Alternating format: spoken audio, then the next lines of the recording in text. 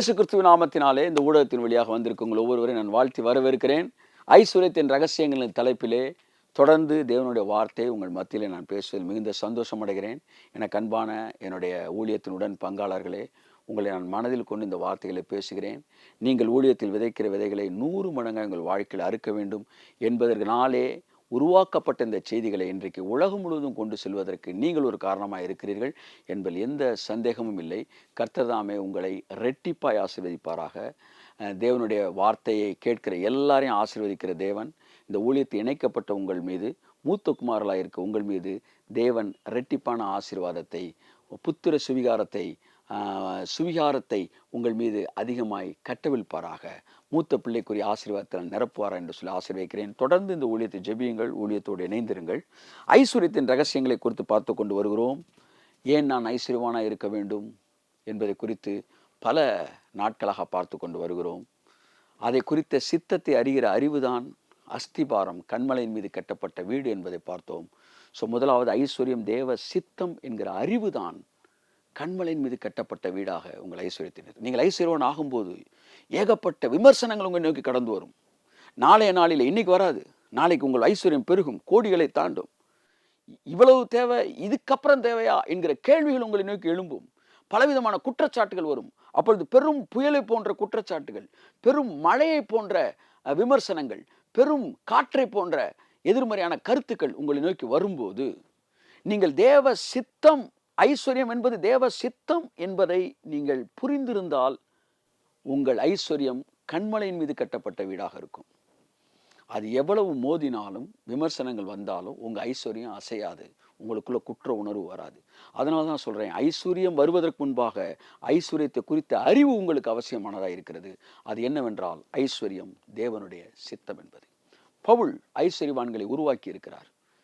யோவான் ஆத்துமா வாழ்கிறப்பல் எல்லாவற்றையும் வாழ வேண்டும் என்று சொல்லியிருக்கிறார். எல்லாவற்றையும் தாண்டி தேவனே ஐஸ்வர்யம் உள்ளவராய் இருக்கிறார். தரித்திரம் என்பதும் பற்றாக்குறை என்பதும் சாபங்கள் சம்பந்தப்பட்டது என்பதை வருகிற நாட்கள் பார்க்க போகிறோம். இது எப்பொழுது இடையிலே நுழைந்தது என்பதை குறித்து நாம் பார்க்க போகிறோம். ஆனால் பூர்வ பாதைகள் எவை என்று கேட்டு விசாரியுங்கள். பூர்வ பாதை என்பது ஆதியிலே தேவன் மனுஷனை படைத்தபோது எப்படி படைத்தார்? அவர் ஐஸ்வர்யம் உள்ளவராகவே அவனை படைத்தார். இந்த காரியங்களை எல்லாம் சொல்லுகிறோம். ஆரோனுடைய அவனுடைய உடை 3.5 கோடி ரூபாய்க்கு மேலாக தேவன் திட்டமிட்டார் என்பதை பார்த்தோம். இவையெல்லாம் பழைய ஏற்பாடு சகோதரனே. புதிய ஏற்பாட்டிலே பணத்திற்கு அவ்வளவு முக்கியத்துவம் கொடுக்கப்படவில்லை என்று நீங்கள் சொல்லுவீர்கள் என்றால், ஏற்கனவே சொன்னது போல புதிய ஏற்பாடு மட்டுமே ஏறக்குறைய 2000ற்கு மேலாக பணத்தை பற்றி பேசியிருக்கிறது. இயேசு கிறிஸ்தன் சொந்த உதடுகளை திறந்து பரலோகம் என்று சொன்ன வார்த்தையை விட பணம் என்று விஷயத்தை குறித்து பேசினது அதிகமாக இருக்கிறது. அதை யாரும் மறுக்க முடியாது. நம்ம எல்லாருக்கும் ஒரே பைபிள் தான் இருக்குது. நீங்கள் இல்லை அப்படின்னு சொல்லலாம், ஆனால் இருக்குன்னா நீ கேட்டுத்தான் ஆகணும். அப்போ பணம் தேவை, முக்கியம் என்பதை பற்றி மட்டும் பேசவில்லை. பணத்தை எப்படி கையாள வேண்டும், பணம் எப்படி ராஜ்யத்துக்கு பயன்படுகிறது, பணம் எப்படி பரலோகத்தில் கூட உங்கள் நண்பர்களை அதிகப்படுத்துகிறது என்று பல காரியங்களை பணத்தோடு இணைத்து பேசியிருக்கிறார். ஆகவே தேவன் ஒன்றுக்கு முக்கியத்துவம் கொடுத்து பேசும்போது அதை தடுப்பதற்கு நாம் யார்? ஆகவே இந்த பூமியிலே தேவன் தம்முடைய ராஜ்யத்தை கட்டுவதற்கு வேதம் சொல்கிறது பணம் எல்லாவற்றுக்கும் உதவும் என்று வேதம் சொல்கிறது. நீங்கள் பணத்தையே ஒரு விஷயம் இல்லைன்னு நிரூபிக்கிறதுக்கு பணத்தின் மூலமாய் கடந்து சென்று நீங்கள் அதை நிரூபிக்க வேண்டியதாக இருக்கிறது. இந்த பூமியில ஒரு சிஸ்டம் இருக்கு. அந்த சிஸ்டத்துக்குள்ள தேவன் வந்துதான் அந்த சிஸ்டத்தை மாத்துறாரு. என் அன்புக்குரியவர்களே, நீங்கள் ஜனநாயக ஆட்சி என்று இருக்கிறது. அந்த ஆட்சியில மதத்தை வைத்து அந்த ஆட்சியில நாட்டு மக்களுக்கு பிரச்சனையை கொடுக்கக்கூடியவர்கள் ஆட்சியில் இருப்பார்கள் என்றால், அதை நீங்கள் மாற்றுவதற்கு என்ன செய்ய வேண்டும்? அதே ஜனநாயகத்தின் முறைப்படிதான் உள்ளே நீங்கள் ஆட்சியை கைப்பற்றி அந்த சிஸ்டத்தை நீங்க மாற்றணும். பாருங்கள், ஒரு குறிப்பிட்ட பணம் அச்சடிக்கப்பட்டிருக்கிறது.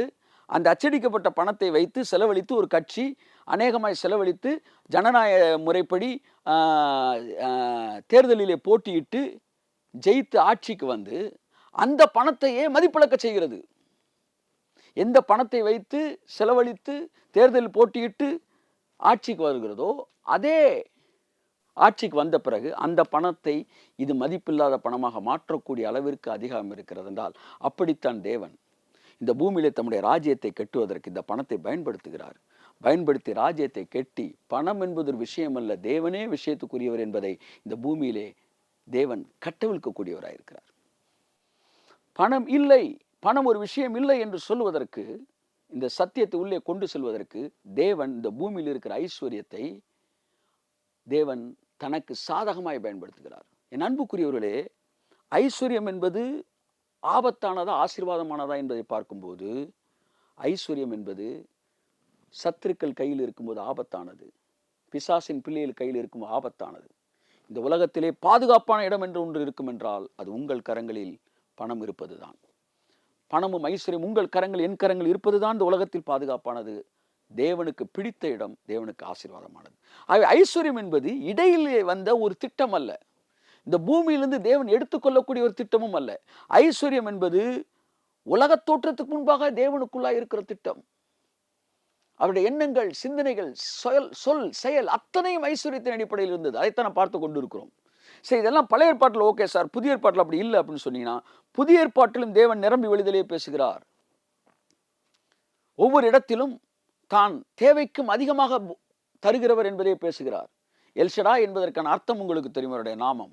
அவருடைய நாமத்தில் இருக்கிற ஐஸ்வர்யங்களை குறித்து நம்ம பின்பாக பார்க்க போகிறோம். இருந்தாலும் இப்பொழுது நான் உங்களுக்கு சொல்லுகிறேன், எல்ஷடா என்றால் தேவைக்கும் அதிகமானவர், மோர் தென் இனஃப். இதுதான் தேவனுடைய திட்டம். வேதம் முழுவதும் அவர் திட்டமிட்டதெல்லாம் பார்க்கும்போது அவர் தன்னுடைய பிள்ளைகளுக்கு நிரம்பி வழிதலையே கொடுக்க விரும்புகிறார். நான் புதிய ஏற்பாட்டுக்கு வருவதற்கு முன்னால் பழைய ஏற்பாட்டை இன்னொரு எடுத்துக்காட்டை சொல்ல விரும்புகிறேன். கானான் தேசம் தேவன் தன் பிள்ளைகளுக்கு திட்டமிட்ட தேசம். ஒன்று எகிப்து, அது பற்றாக்குறையின் வாழ்க்கை. அடுத்து வனாந்தரம், இவர்களாக தெரிந்து கொண்ட வாழ்க்கை. அது கைக்கும் வாய்க்கும் உரிய போதிய வாழ்க்கை. அடுத்து தேவன் திட்டமிட்ட கானான் தேசம், பாலும் தேனும் ஓடுகிற தேசம். ஏன் வனாந்திரத்திலிருந்து தேவன் அவர்களை, அதான் இங்கே தேவையானதெல்லாம் கிடைக்குதே, இங்கேயே வாழலாம் அப்படின்னு தேவனே நினைக்கல? சொல்லுங்க. அவங்களுக்கு டெய்லி சாப்பாடு கிடைச்சா கிடைச்சிச்சு, தூதர் அப்பத்தை புசிச்சானா புசிச்சான், அவனுடைய தேவைகள் சந்திக்கப்பட்டதா சந்திக்கப்பட்டுச்சு. அப்புறம் வனாந்திரத்தில் இருக்கலாமே. தேவனுடைய திட்டம் வனாந்திரம் கிடையாது, தேவையை சந்திக்கப்பட்ட ஒரு மிடில் கிளாஸ் லைஃப் கிடையாது. பாலும் தேனும் ஓடுகிற கானான் தேசம், அதுதான் தேவனுடைய திட்டம். அதனால தான் இங்க எல்லாம் சந்திக்கப்பட்டாலும் அங்க தேவன் திருப்தி ஆகல. அவர் நினைக்கிற வாழ்க்கை நிரம்பி ஓடுகிற வாழ்க்கை. அது பைபிள் சொல்லுது, நான் போய் பார்த்து வந்த தேசமாகிய கானான் தேசத்துக்கு உங்களை கூட்டு போறேன். என் பையனை வந்து ஸ்கூல்ல சேர்க்கறதுக்கு, அடுத்து ஒரு இன்டர்நேஷனல் ஸ்கூல்ல சேர்க்கறதுக்கு 4-5 ஸ்கூல் சொல்லிட்டு இருக்கிறாங்க. அப்போ நான் ஒருத்தரோட பேசலாம் சொன்னேன், நீங்க என்ன செய்யுங்க, போய் 4-5 ஸ்கூல்ல நீங்க பாருங்கன்றாங்க. நீங்கள் பாருங்கள், இந்த ஸ்கூல் அட்மாஸ்பியர் எப்படி இருக்குது, ஆம்பியன்ஸ் இது எப்படி இருக்குது, வந்து இன்ஃப்ராஸ்ட்ரக்சர்ஸ் எப்படி இருக்குது, டியூட்டர்ஸ் எப்படி இருக்காங்க, எல்லாத்தையும் நீங்கள் பார்த்துட்டு உங்களுக்கு ஃபீல் பண்ணுவீங்க ஸ்பிரிட்டில், இது நல்லா இருக்குது, என் பையன் படித்தா நல்லா இருக்கணும். அதை நீங்கள் சூஸ் பண்ணிவிட்டு அதுக்கப்புறம் ஒன்று சேருங்க. இதை நான் பேசிகிட்டு இருக்கும்போது நான் யோசித்தேன், என் பையனை ஒரு இடத்துல ஸ்கூலில் சேர்க்குறதுக்கு நான் முன்னாடி போகிறேன், போய் அந்த ஸ்கூலை பார்க்கணும், பார்த்து இந்த ஸ்கூல் நல்ல ஸ்கூல் நான் சூஸ் பண்ணுறேன். இப்படித்தான் தேவன் தன் பிள்ளைகள் வாழ்வதற்கு, இவர்கள் எகிப்தில் இருக்கும்போதே கானானை போய் பார்க்கிறார். அந்த கானான் எவ்வளவு அழகானது என்று பார்க்கிறார். அந்த கானானில் பாலுந்தேன் ஓடும்போது இங்கே தாண்டா என் பிள்ளை வாழணும்னு முடிவெடுக்கிறார். முடிவெடுத்து ஏவியரும் ஏத்தியரும் அரக்கர்களும் வாழ்ந்து கொண்டிருந்த அந்த ஆசீர்வாத நிலத்தை தன் பிள்ளைகளுக்கு தர வேண்டும் என்று முடிவெடுத்து இவர்களை எகிப்திலிருந்து விடுதலையாக்கி கானானு கொண்டு வரார். அரக்கன் வாழ்ந்துகிட்டு இருக்கான். கர்த்தர் சொல்றாரு, அரக்கர்களாய் நீங்கள் வாழ்வதற்கல்ல இந்த உலகம், என் பிள்ளைகள் வாழ்வதற்கான உலகம். இன்றைக்கு பிசாசின் பிள்ளைகள் ஐஸ்வர்யத்தில் வாழ்ந்து கொண்டிருக்கிறார்கள். அன்னைக்கு அரக்கர்கள் வாழ்ந்துட்டு இருந்தாங்க. ஐயா, அரக்கர்கள் யாரா இருந்துட்டு போட்டோம், அவன் எவ்வளவு பெரிய அரக்கனா இருந்தாலும் அவன் கையில் இருக்கிறத பறிச்சு என் பிள்ளைக்கு நான் கொடுப்பேன்னு சொல்லி தேவன் அதை செய்து முடித்தார். அப்படிதான் இந்த உலகத்தில் இருக்கிறவங்க பிசாசின் பிள்ளைகள், அவர்கள் ஆசீர்வதிக்கப்பட்ட பாலுந்தேனும் வாழுகிற இந்த வாழ்க்கையை தேவன் உங்களுக்கு கொடுப்பதற்கு திட்டமாக இருக்கிறார். என் அன்புக்குரியவர்களே, தேவன் ஐஸ்வர்யம் உள்ளவர். அதனால தான் வனாந்திரத்தில் எல்லாம் சந்திக்கப்பட்டு இருந்தாலும் அங்கே தேவன் பயணத்தை நிறுத்தவில்லை, அங்கிருந்து தொடர்ந்தார். எங்கே தொடர்ந்தார்? நிரம்பி வழிகிற வாழ்க்கைக்கு போக வேண்டும் என்பதுதான். எல்ஷடா என்றால் அநேக மார்புகளையுடைய ஒரு தாய், தேவைக்கும் அதிகமானதை கொடுக்கக்கூடிய தேவன். அதுதான் கானான் தேசம், பாலும் தேனும் ஓடுகிற தேசம். போதும் என்ற வாழ்க்கை அல்ல, பற்றாக்குறையின் வாழ்க்கையும் அல்ல, நிரம்பி வழிகிற வாழ்க்கை. ஸோ தேவனுடைய திட்டம் எல்லாமே ஹை கிளாஸாக தான் இருந்திருக்கு. அந்த சாமிகிட்ட நீங்க வந்து நிக்கிறீங்க. அதனால உங்க வாழ்க்கையோட திட்டமும் பற்றாக்குறையில இருக்கவே இருக்காது. என் அன்புக்குரியவர்களே, இந்த சத்தியத்தை நீங்கள் புரிந்து கொண்டால் சத்தியம் உங்களை பற்றாக்குறையிலிருந்து விடுதலையாக்கும் என்று நான் சொல்கிறேன். ஏதோ ஓரளவு கிடையவே கிடையாது. இருப்பதிலே சிறப்பானதை தேவன் உனக்கு என்று திட்டமிட்டு வைத்திருக்கிறார். அதை மறந்து விடாதிருங்கள். Canaan, the best land in this world. It was the best land. அதனால தான் தேவன் அதை சூஸ் பண்ணார். தன் பிள்ளைகளுக்கு எப்பொழுதும் சிறப்பானதை கொடுக்க விரும்புகிற தேவன். ஆனால் பிசாசு அதை விரும்பல. தான் பிள்ளை நல்லா இருக்கணும், அப்பதான் உலகத்துல பாவத்தை பரப்ப முடியும், தேவ பிள்ளைகள் அப்படி இருக்கக்கூடாது, அவங்க கைக்கு பணம் போச்சுன்னா ராஜ்யம் பெருகிரும்னு சொல்லி, இந்த பணம் ஆபத்துப்பா, இதெல்லாம் நமக்கு தேவையில்லப்பான்னு சொல்லி 10-15 ஊழியக்காரங்களை வச்சு தப்பு தப்பா பிரசங்கிக்க வைக்கிறான். ஆனா தேவன் விட போறது கிடையாது. தேவன் விடவும் இல்லை. அதையெல்லாம் பரமபிதா நடாத நாட்டெல்லாம் வேரோடு பிடுங்கப்படுகிறது. தொடர்ச்சி எடுக்கிறாரு. நூற்றுக்கணக்கான வசனங்களை நீங்கள் இதுவரைக்கும் கேட்டிருக்கிறீர்கள். தேவன் ஐஸ்வர்யத்தின் திட்டமிடுகிற தேவன். அவர் வாழ்க்கையில தரித்திரம் ஒன்று வரவே இல்லவே கிடையாது. எங்கேயுமே அவர்கிட்ட தரித்திரம் கிடையாது. ஒரே ஒரு இடத்துல ஒரே ஒரு நாள் தரித்திரத்தில் இருந்தாருன்னா அது சிலுவையில் இருந்தார். அதுவும் யாருக்காக?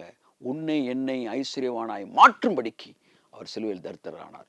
மறந்து விடாதிருங்கள், இவர்கள் சொல்லுகிற தேவன் உங்கள் தேவன் அல்ல. வேதம் சொல்லுகிற தேவனே உங்களுடைய தேவன். வேதம் என்ன சொல்லுகிறது?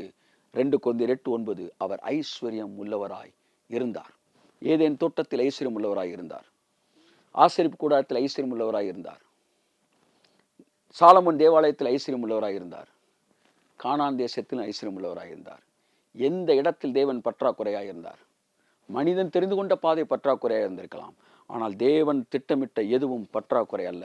அதை நிரம்பி வழிகிற ஒரு வாழ்க்கை. அதே திட்டத்தை தான் உனக்கு தேவன் வைத்திருக்கிறார். மறுபடியும் நாளை காலை சந்திப்போம். கர்த்தர் உங்களை ஆசீர்வதிப்பார். God bless you.